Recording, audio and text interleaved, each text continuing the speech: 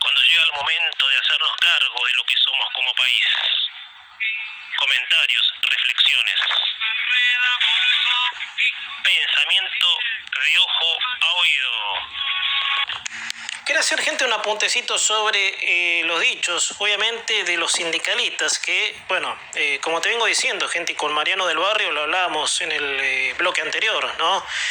Sobre la intención, obviamente, de gente que defiende la reactivación económica, gente, y que, bueno, a la vez son los que están trabando, ¿sí? Porque parece tan chistoso pensar que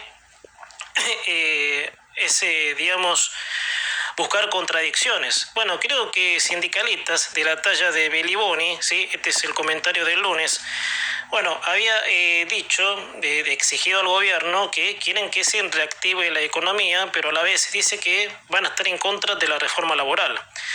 Entonces, muchachos, ¿en qué quedamos, no? Ustedes, los sindicalistas, Beliboni y tantos otros, los que por supuesto están impidiendo, sí, con sus curros, con sus, digamos, privilegios en el poder, de que, por supuesto, la economía se reactive. Así que es medio paradójico, ¿no? Porque la relación de empleado y empleador, ¿sí? Es lo que los sindicalistas sostienen, se pueden romper según, obviamente, estas hordas sindicales, si se aprueba la reforma laboral. No tiene por qué ser así, pero sí que hay que terminar con los curros, por supuesto, eso hay que darlo por sentado.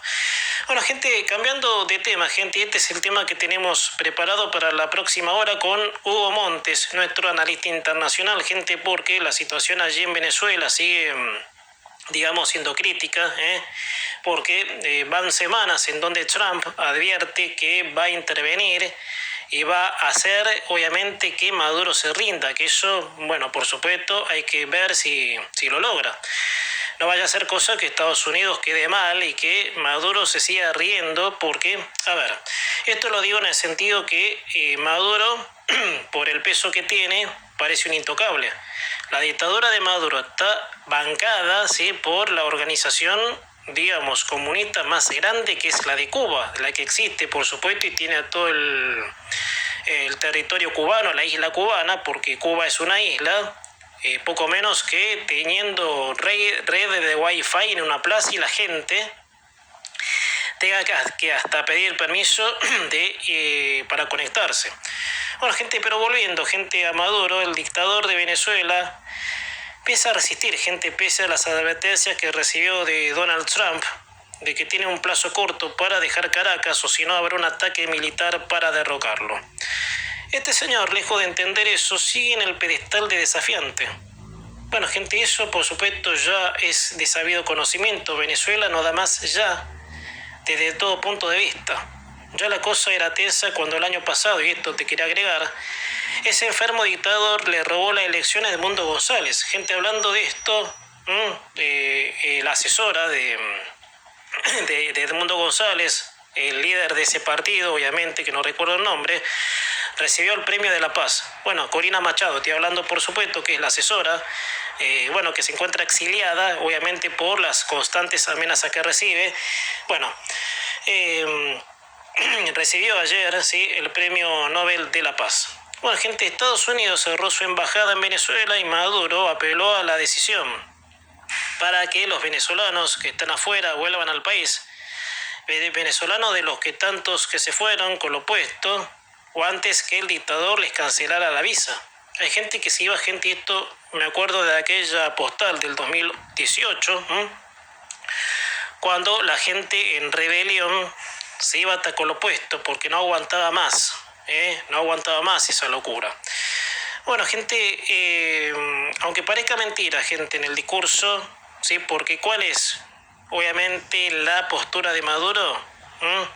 En otro de sus delirios dijo: Estados Unidos pretende apoderarse de las vastas reservas de petróleo de Venezuela.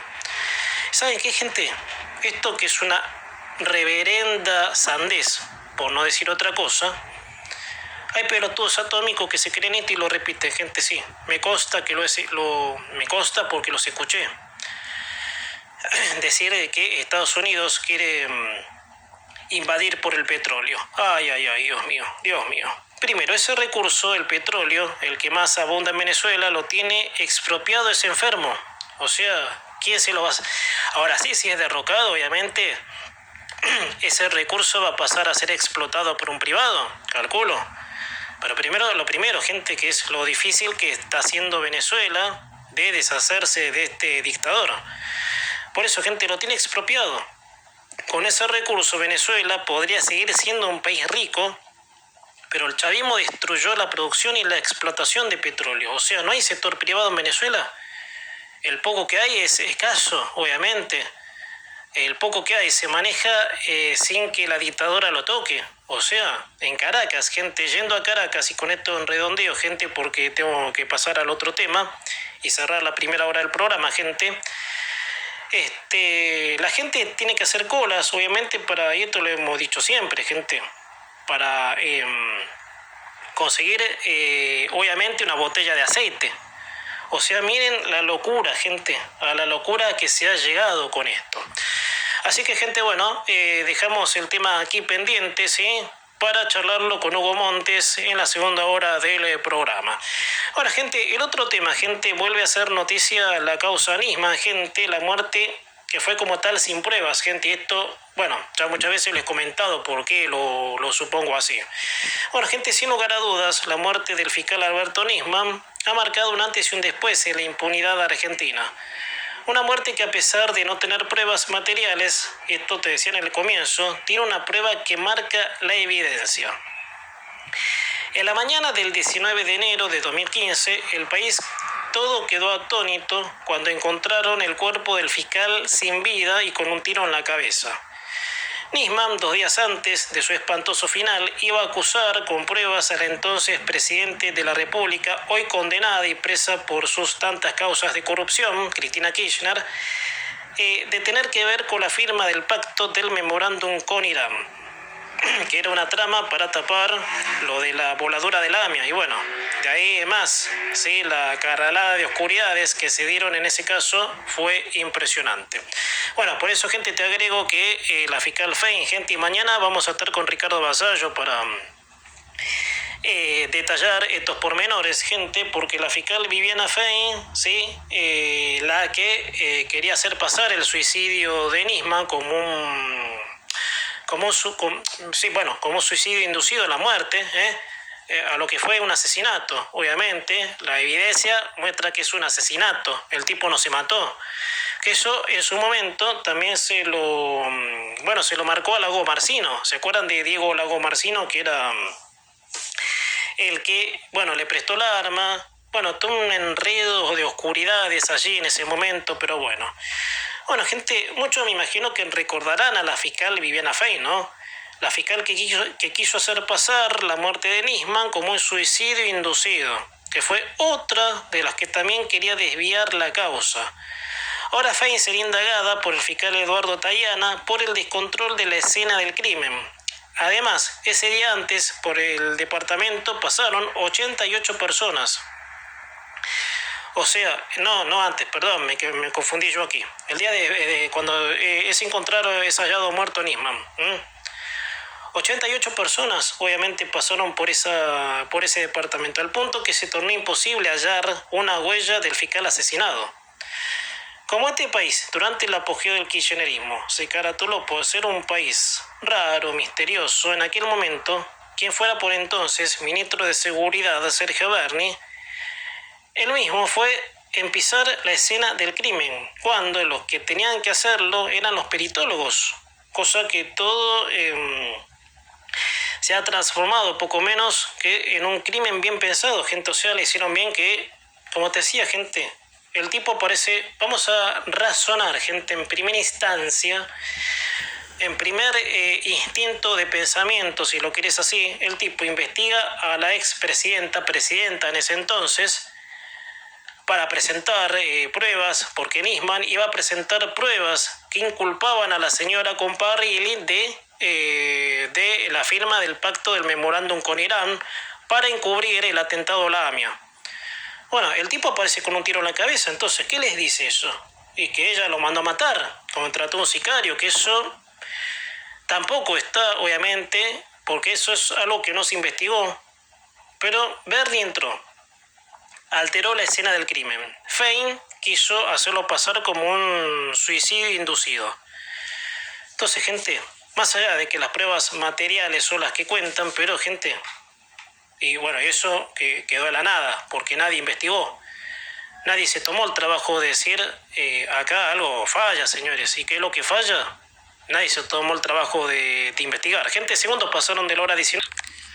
Bueno, gente, ustedes saben que, y querían referirme al tema, sí, porque el gobierno, y ayer con Mariano del Barrio incluso lo comentamos, ¿no?, sobre esta alegría que existe del gobierno de parte de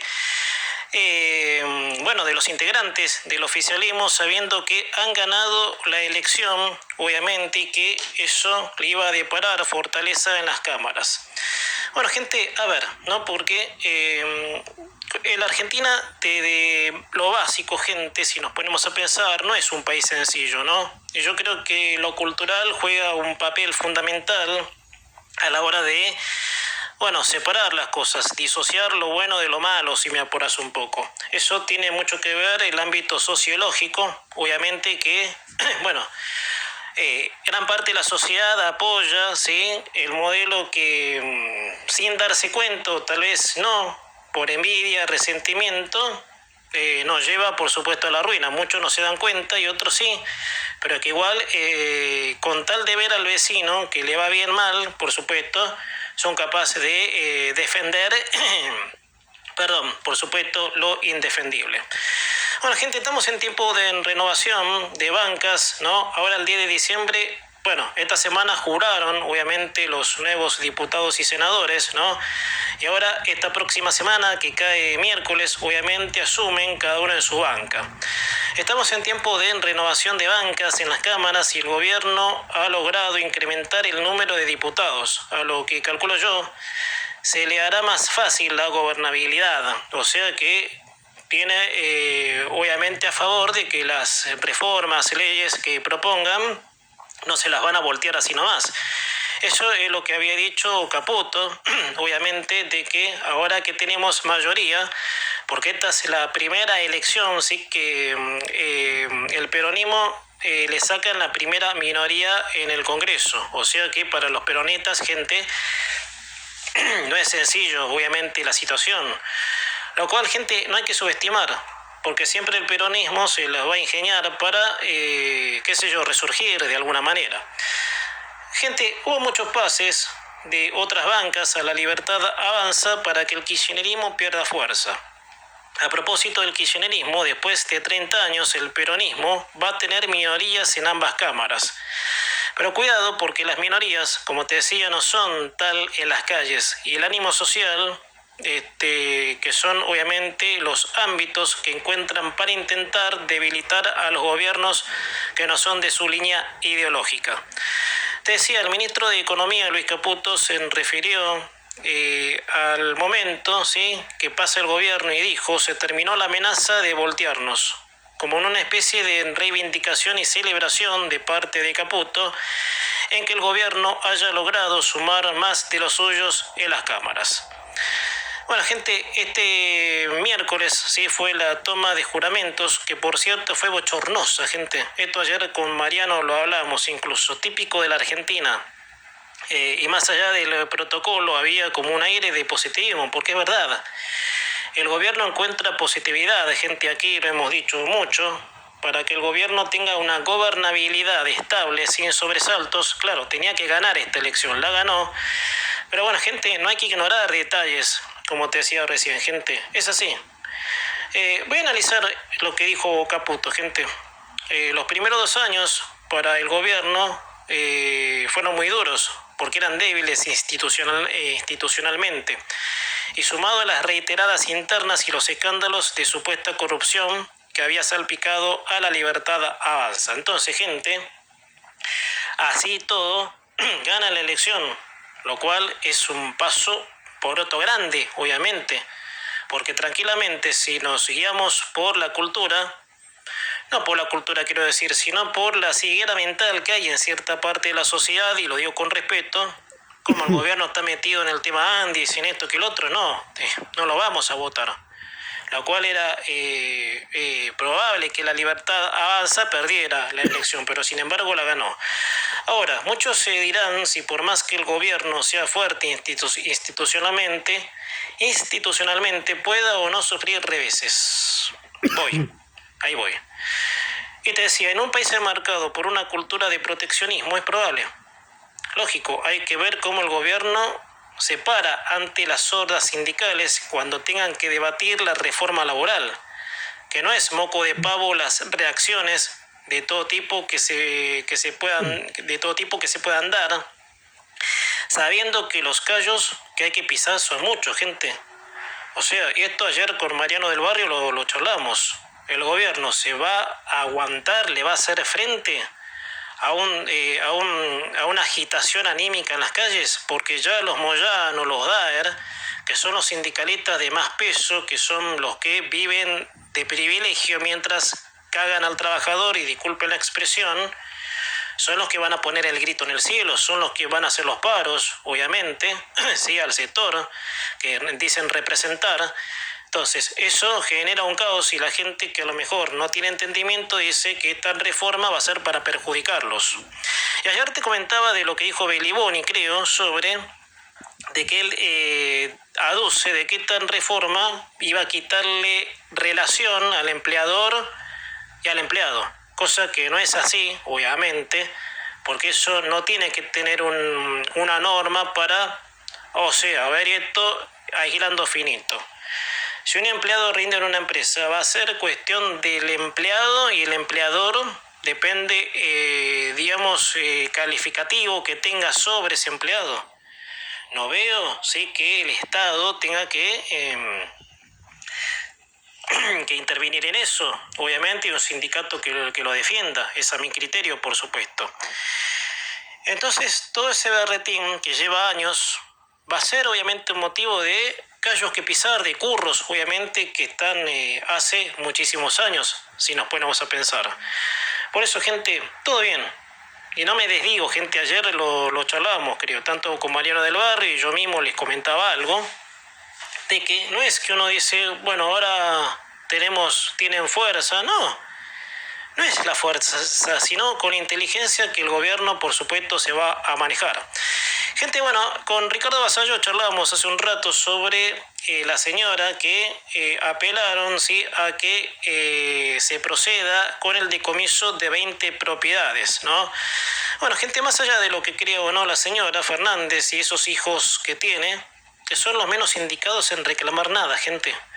Yo creo que esto es cuestión de sentido común y hasta un chico de primer grado inferior lo sabe. O sea, te robaste algo que no es tuyo, o sea, si vos te robás algo que es tuyo, esta lapicera, por ejemplo, bueno, la gente no la ve, ¿sí? Soy de las metáforas. A mí me la roban y la justicia interviene como intermediaria, obviamente como debe ser. Entonces, si se me niegan a devolverme la lapicera, es lógico que el procedimiento es, bueno, hay que sacársela a la lapicera. Bueno, se ve que esta gente es tan ignorante, pero bueno, ya sabemos cómo son, pero bueno. Bueno, el descaro, gente sin límites, o sea, encima, más allá de todo, quien robó a todos los argentinos, se niega a que le saquen lo robado. Algo realmente insólito. Y dudo de que en otro país haya pasado algo similar. Y miren que el mundo, gente, está lleno de hijos de puta, que han tenido la historia mundial de negro. Pero esta criminal corrupta, una vez más, supera todo, gente. Ella es un fenómeno especial. Sí, primero, intocable.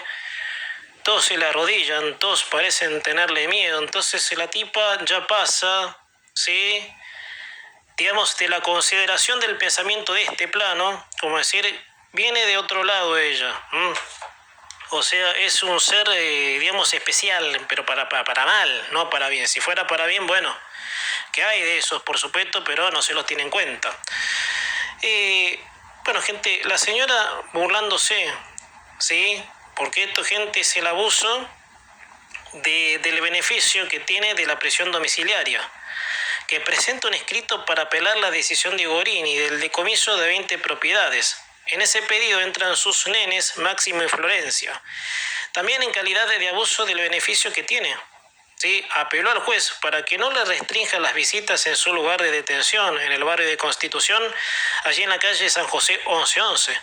Recordemos que una foto, y como le comentábamos recién con Vasallo hace un rato, unas semanas que apareció en las redes con ella violando gente, como te decía, a 3 procedimientos, obviamente, supresión viola, como por ejemplo, recibir las visitas, meterse en temas que ya no le inmiscuyen a ella, porque ella está inhabilitada, señora, usted está inhabilitada, no sé qué sigue haciendo, opinando, pero bueno, es obviamente algo que la justicia va a tener que determinar. Pero de las visitas, obviamente, después de la foto que se vio, sí, restricciones. Restringir más los permisos que tenga que tener para recibir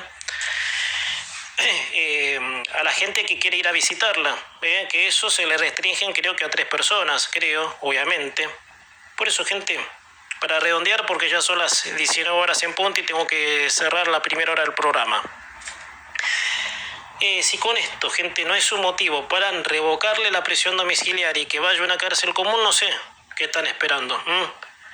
Porque ella, uno creía, ella siempre va a rebuscárselas para joder, pero yo no creo que en una cárcel común tenga esa fuerza. O sea, ella está gozando de una prisión domiciliaria con redes sociales, provocando el ánimo social, provocando a los jueces, burlándose de los argentinos saliendo a un balcón cuando eso le tiene prohibido y ella sale. Entonces, maestro, a ver, jueces, señores jueces, con un golpe de gracia resuelvan esto y mándela a esta persona a guardar en una cárcel común. Gente, segundos de la hora